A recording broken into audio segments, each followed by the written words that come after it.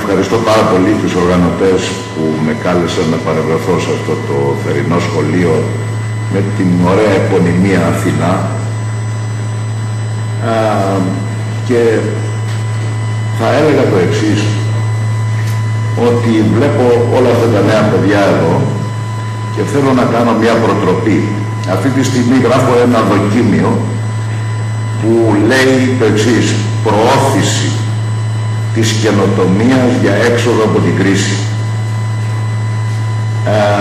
Διάβασα και μία μελέτη της RAND που την εξέδωσε η Deutsche Bank και η οποία είναι συγκλονιστική.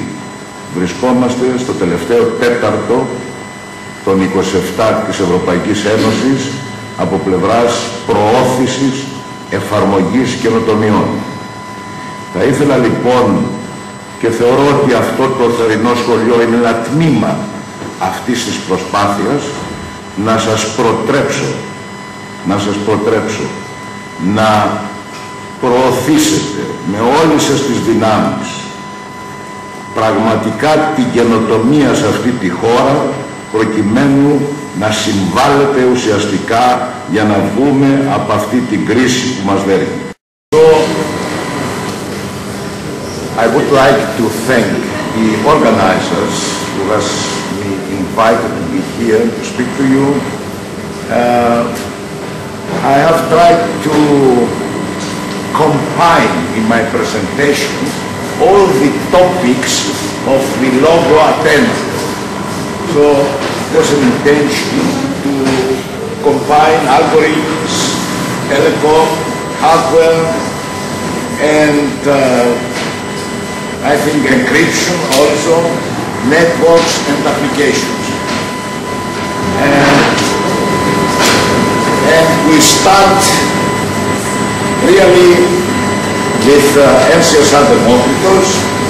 NCSR Demokritos is the largest research center in Greece with about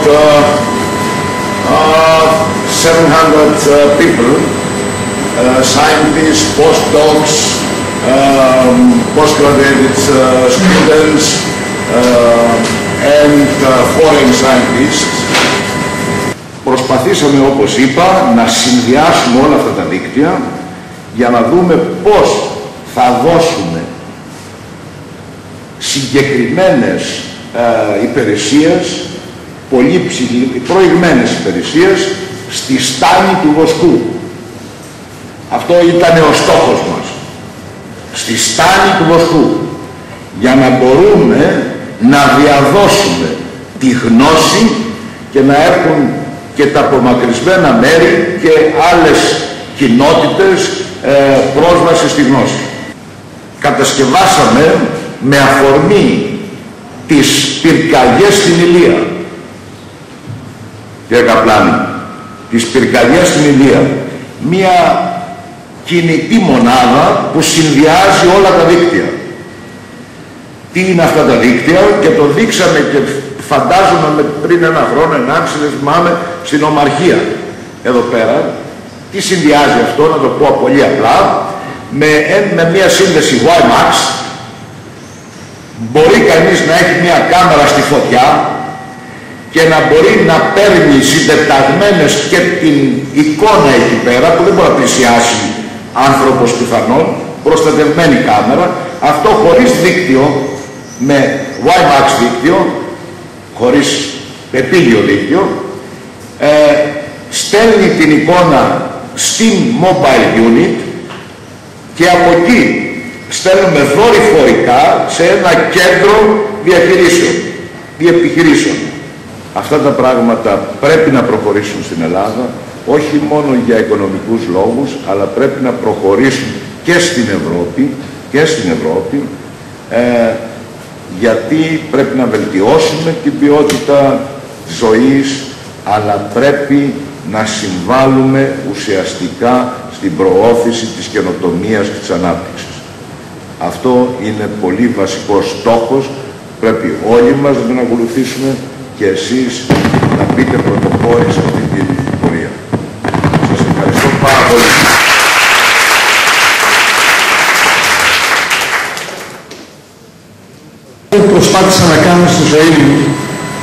να μην είμαι μόνος, άσχετα αν προχωρούσα μόνος μπροστά, και αυτό μου στοίχησε. Αλλά όταν όμως προχωράς και συγχρόνως έχεις ένα δίκτυο που διακινεί ιδέες, διακινεί θέσεις, παράγει έργο, σχεδιάζει από κοινού, αυτό που σχεδιάζει ανταποκρίνεται στις ανάγκες πολύ μεγαλύτερου χώρου. Και είναι μόνο οι ανάγκες, αλλά και οι προδιαγραφές που τίθεται από τους διάφορους πελάτες από τις διάφορες ομάδες. Είναι και ανοιχτοί ορίζοντες πόρτας. Αλλά αυτό που έκανα, βλέπω με μεγάλη χαρά διαβάζοντας στο φυλάδιο ότι οι συνάδελφοί μου χωρίς καμία καθοδήγηση αυθόρμητα το πέτυχαν. Πρώτον συζεύτηκαν μεταξύ τους τα δύο τμήματα και αυτό